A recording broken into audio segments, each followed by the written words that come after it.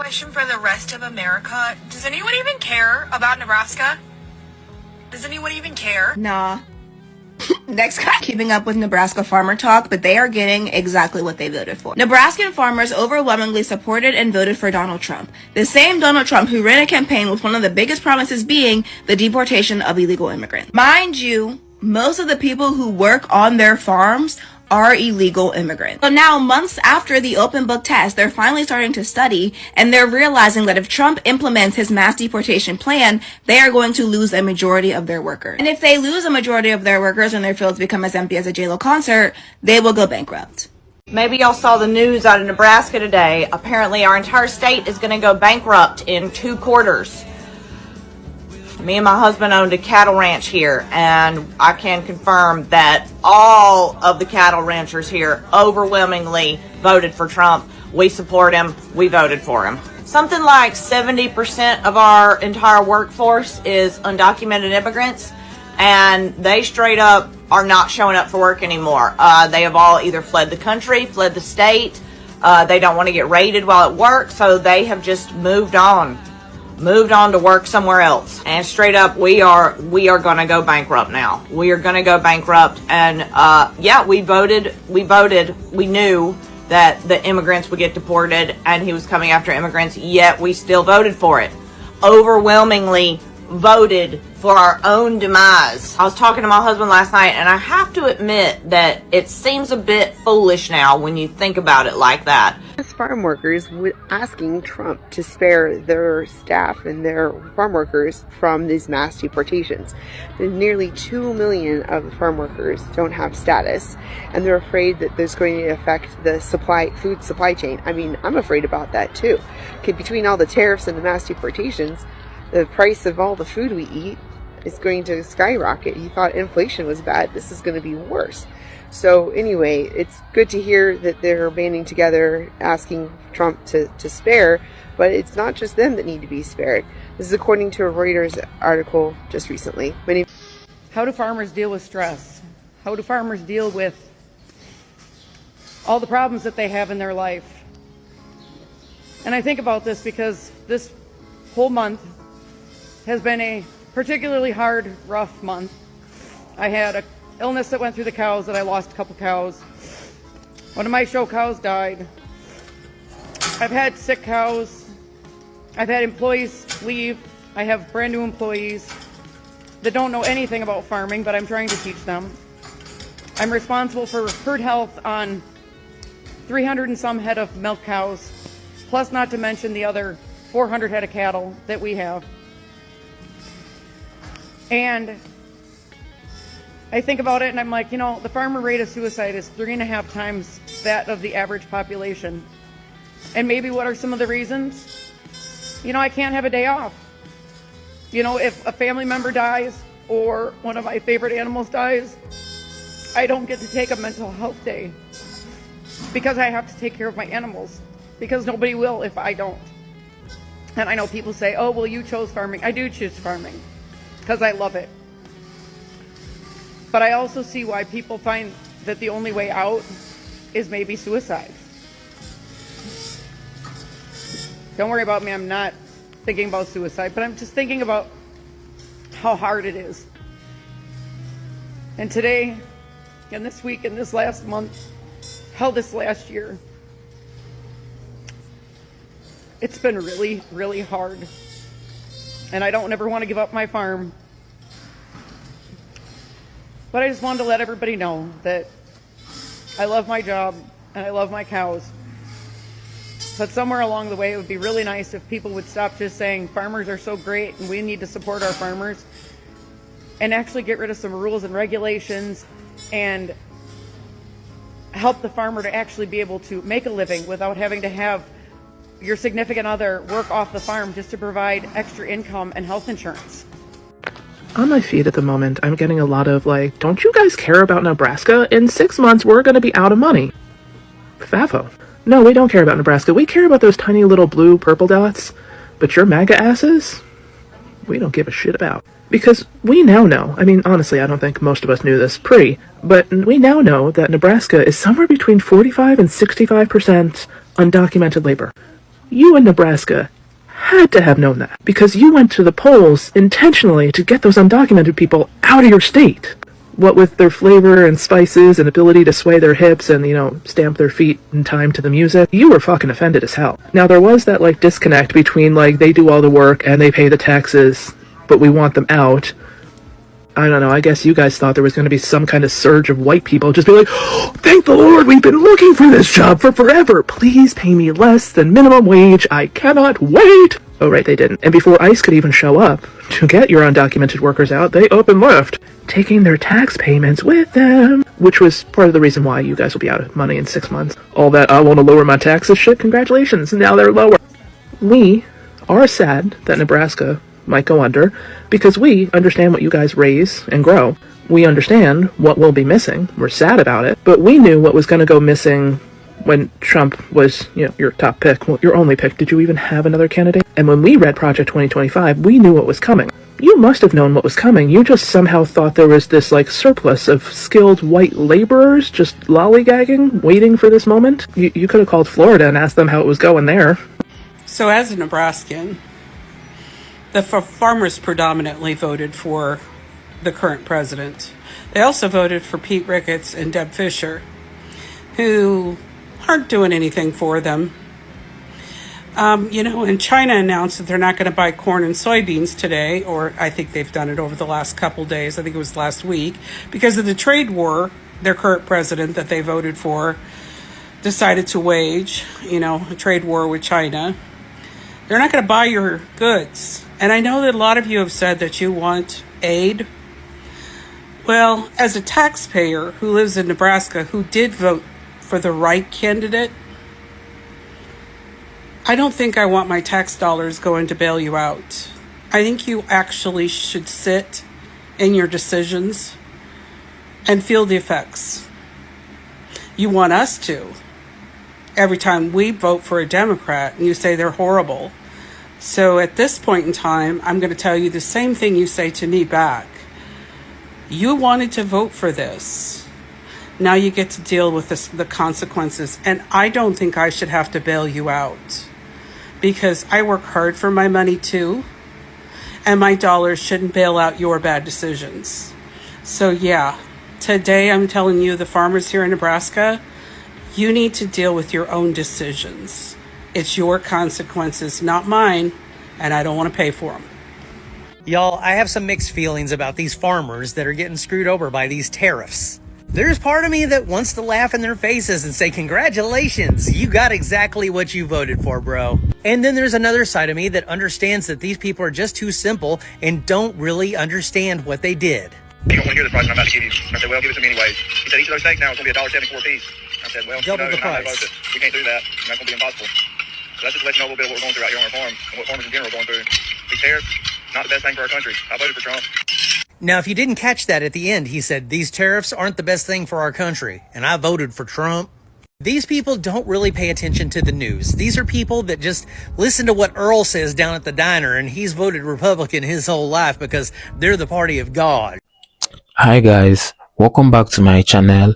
I hope you are doing great wherever you are watching us from. There is an old saying that goes, every decision comes with a receipt. Sometimes that receipt shows up the next day. Sometimes it takes months, but sooner or later, the bills always comes due. Imagine waking up one morning, walking out to your farm, looking across acres of land you have spent your entire life building, only to realize the people who helped keep it running are gone. The barns are quiet, the fields are empty, the animals still need feeding, but there is nobody there to help. Suddenly, the policy you cheered for on election night aren't just headlines on TV anymore. They are standing right in front of you. This isn't about celebrating someone's hardship. When farmers struggle, grocery price rise, communities suffer, families lose businesses that have been passed down for generations. But it's impossible to ignore the lesson here. When people warn you about the consequences of certain policies, maybe it's worth listening before dismissing them. Today, we are talking about Nebraska farmers, labor shortage, immigration, and how political choices can sometimes come back in ways nobody expected. This conversation isn't pointing fingers, it's about accountability, reality, and what happens when ideology collides with everyday life. Anyway, guys, let's dive straight into the video. Don't forget to subscribe to my channel, like and share the video to help the channel out. I'll be back with my commentaries. So this morning I ended up on Nebraska Talk, and it was a bunch of people crying, why does anybody care about Nebraska?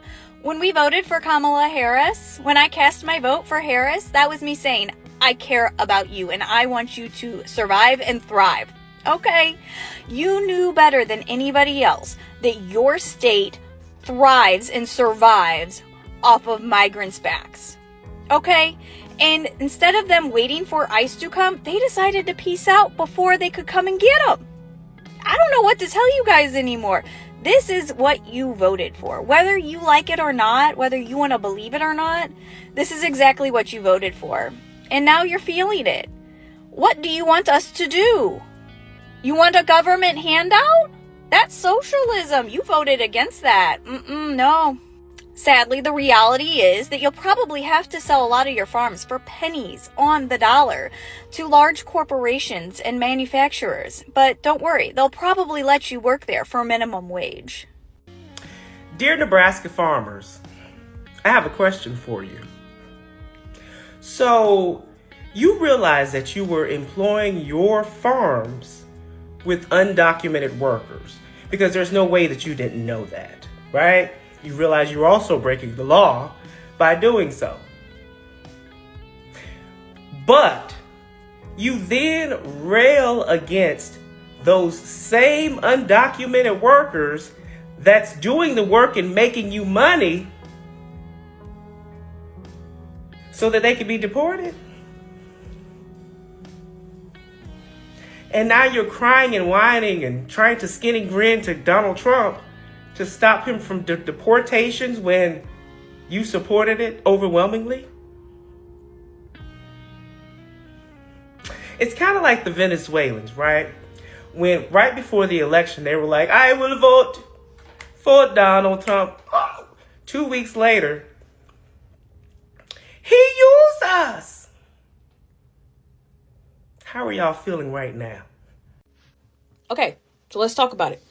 Let's talk about what's going on with the tariffs and what's going on with the state of Nebraska, which I am from. Okay, I'm noticing a trend right now of a lot of things. When people talk about Nebraska, some people are saying that their stuff is getting removed, it's getting banned, it's whatever. Okay, but I want to talk about something. First thing I want to talk about is, yeah, Nebraska is going to go bankrupt in about 6 months. The Nebraska, the state that relies on their agriculture to sustain the way of living. Okay, Nebraska. There's a lot of farmland in Nebraska, and Nebraska has been notoriously Republican for quite a long time.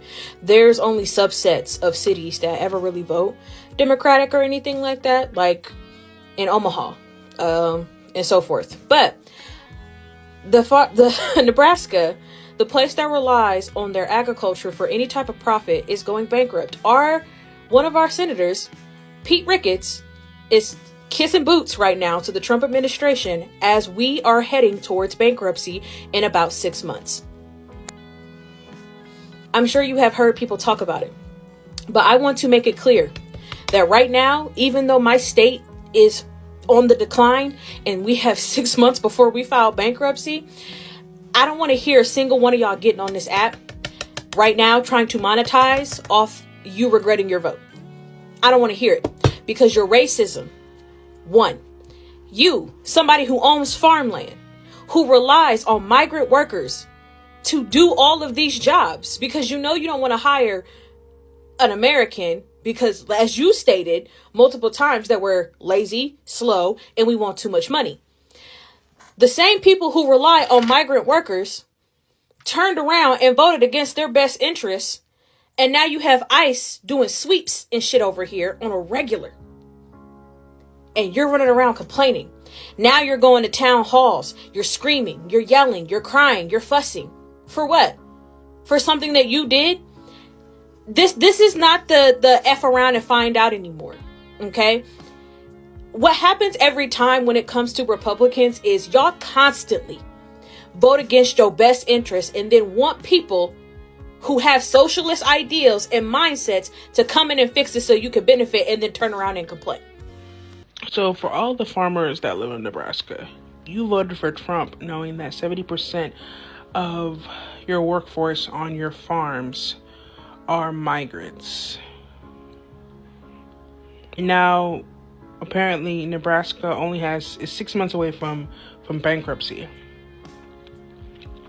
Still voted for the mass deportation of 70% of your workforce on your farms, and now are complaining that your farms and your livelihood will not survive there. I'm seeing a lot of hate towards these Nebraskan farmers, and I would love to hate on them. But we have to root for them, because if these small farms go out of business, who's going to buy up these small farms? It's going to be the corporations. And we're going to be even more fucked than we are now. They're just going to be able to rule everything, price gouge us on everything. So, as much as I don't want to be supportive, we kind of have to support them. And, do anything we can to help them out, even though they voted for the wrong person. Not the Nebraska farmers going bankrupt by voting for Donald Trump. Like, I don't give a shit. You guys voted for it. Fucking take the consequences. Yo, racism is freaking expensive. Now look at all these red states running bankrupt. Just a few months back, they were telling us that the Jose's were stealing their jobs, so they needed their jobs back. And the jobs are back, but no one wants to do them. So what do you want us to do? This is sad, but funny at the same time. Because Trump told you, he warned you at the beginning that he's going to deport everything. And you guys knew all your workers, all your employees were undocumented. But still, you voted for the person who said he was going to take them or deport them. And now you're on social media crying.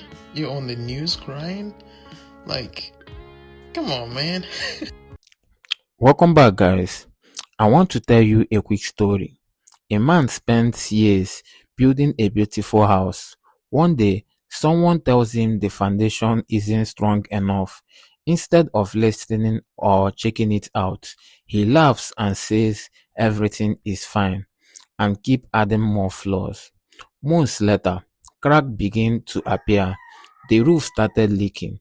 The walls began shifting. Now he's asking everyone around him for help. The question is, did the house collapse overnight? No. The warning signs were there all along. That's exactly what this situation reminds me of. For years, America's farm industry has depended on immigrant labor. Whether people like that fact or not, that doesn't change reality. Crops still need harvesting. Cattle still need feeding.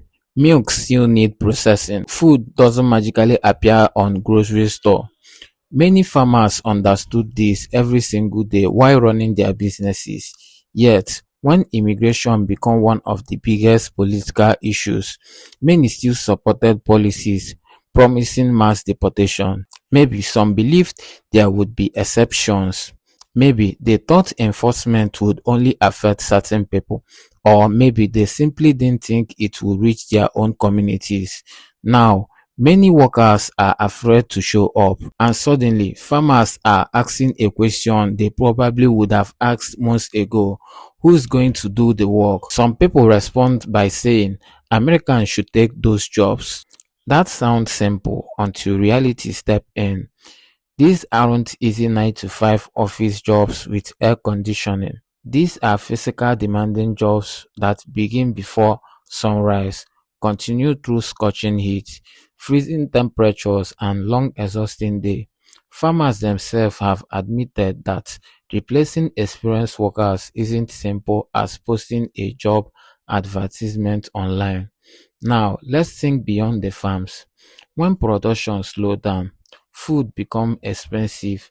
When farms lose money, local businesses lose customers. When small family farms struggle, larger corporations often step in to buy them. That affects everyone standing in the line at grocery store. That's why this conversation is bigger than politics. It's about cause and effect. You can't remove a huge portion of workforce with an industry without accepting major consequences. It's like pulling the engine out of your car and acting surprised when it won't start. What really stands out is hearing some of these farmers now asking for relief, exemptions, or financial assistance. And that's when many people struggled to sympathize, because before all this happened, experts, economists, and even people within agriculture warned exactly what would happen. Those warnings were often dismissed. Now, the consequences are impossible to ignore. Here is the lesson I've taken from all this. Voting isn't just about slogans. It's not about cheering or rallies. It's about understanding how politics affects real people, real jobs, real businesses, and real families. Every vote has consequences, even for the people casting it. If there is one thing we should learn from all this, regardless of political belief, is facts don't care about your feelings. Reality doesn't bend because we wish it would. Before supporting any policy, ask one simple question: what happens after this? Because election end, campaign speeches stop, but the consequences, those stays around after the applause is gone. Anyway, guys, what do you think about this video? Drop your thoughts in the comment section and don't forget to subscribe to my channel, like and share the video to help the channel out. See you in my next video. For now, peace.